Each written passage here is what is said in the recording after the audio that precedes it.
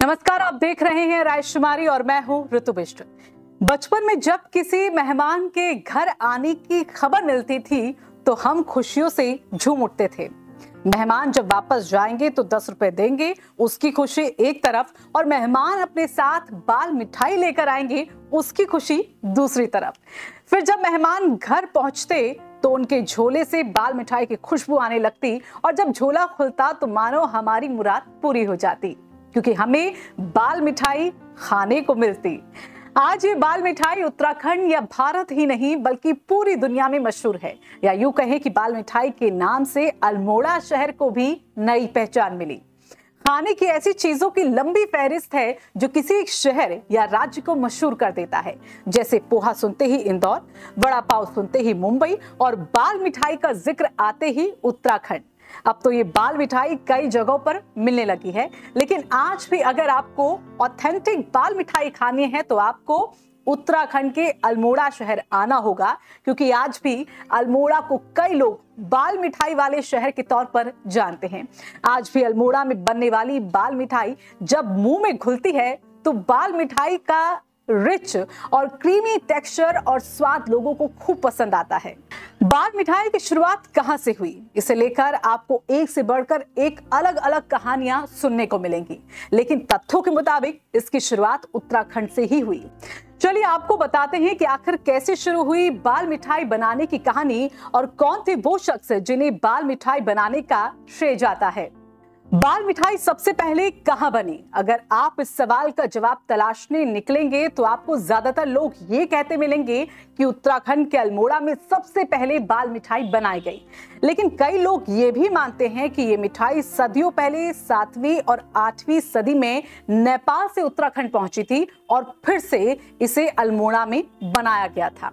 तब इसे भगवान सूर्य के प्रसाद के रूप में चढ़ाया जाता था। हालांकि मिठाई नेपाल से भारत में आई, इस बात के पुख्ता सबूत किसी के पास नहीं है। मान्यता है कि बाल मिठाई की शुरुआत 20वीं सदी में शुरू हुई और तब से लोगों ने इसे खूब पसंद किया।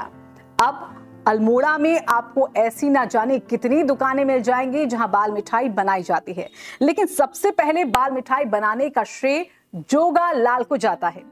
कहते हैं कि अल्मोड़ा में जोगा लाल की मिठाई की दुकान की वजह से ही बाल मिठाई इतनी प्रसिद्ध हुई और जोगा लाल के बाद धीरे धीरे और हलवाइयों ने भी बाल मिठाई को बनाना शुरू कर दिया।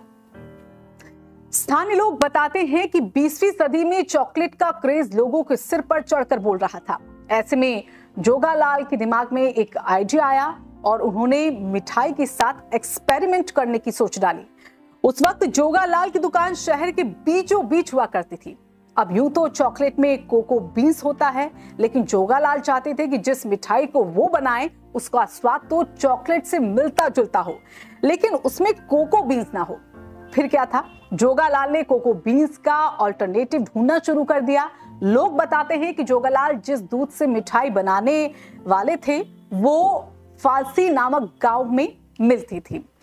तो मिठाई बनाने के लिए वो मलाईदार दूध मांगते थे, जिसे कढ़ाई पर घंटों पकाने के बाद खोया तैयार किया जाता था। ज्यादा पकाने की वजह से दूध मिठाई को चॉकलेट जैसा रंग देता था। इसके बाद जोगा लाल ने खसखस को चाशनी में डुबोकर मीठी गोलियां तैयार की और खोया से फिर जो इसका फज है वो बनाने के बाद वो मीठी गोलियों को इस पर लपेट देते थे। जब उन्होंने इस मिठाई को बेचना शुरू किया तो देखते ही देखते ये मिठाई लोगों के बीच काफी पॉपुलर हो गई। आज भी जोगालाल शाह की 5वीं पीढ़ी अपनी दुकान पर बाल मिठाई बनाने का काम कर रही है। तो ये तो आपने जान लिया कि बाल मिठाई बनाने की शुरुआत कैसे हुई। अब आपको बताएंगे बाल मिठाई की वर्ल्ड फेमस होने की कहानी, बाल मिठाई के इंडिया से इंग्लैंड तक का सफर तय करने की कहानी। बाल मिठाई जब अल्मोड़ा में फेमस हुई तो रिश्तेदारों में त्योहारों के मौकों पर इस मिठाई को देने का प्रचलन भी जोर से बढ़ने लगा। धीरे धीरे अंग्रेजों तक भी ये मिठाई पहुंच गई। अंग्रेजों को भी बाल मिठाई खूब पसंद आने लगी और लोग बड़ी भेंटों में बाल मिठाई को देने लगे। अंग्रेजों को ये मिठाई इतनी पसंद आई कि वो क्रिसमस और न्यू ईयर पर इसे गिफ्ट के तौर पर इंग्लैंड में ले गए। कहते हैं कि कुमाऊं के बादशाह रहे सर हेनरी रैमजे की ये फेवरेट मिठाई हुआ करती थी और आज अल्मोड़ा के एक छोटे से गांव में बने इस मिठाई को दुनिया के कई बड़े देशों में खूब पसंद किया जाता है।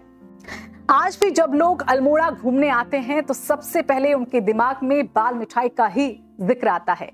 वो यहाँ आकर न सिर्फ बाल मिठाई खाते हैं बल्कि अपने साथ पैक करवाकर भी घर ले जाते हैं। अल्मोड़ा की बाल मिठाई की दुकानों पर तो लोगों की बड़ी बड़ी लाइनें भी आज भी देखने को मिलती हैं। अगर आपने अभी तक बाल मिठाई नहीं खाई तो आप एक बार जरूर इसे ट्राई कीजिएगा। और हाँ, ऑथेंटिक बाल मिठाई खाने के लिए तो हम आपको उत्तराखंड जाने की ही सलाह देंगे। ऐसी ही मजेदार जानकारी के लिए वीडियो को आप लाइक करें और उसके साथ ही चैनल को सब्सक्राइब भी जरूर करें।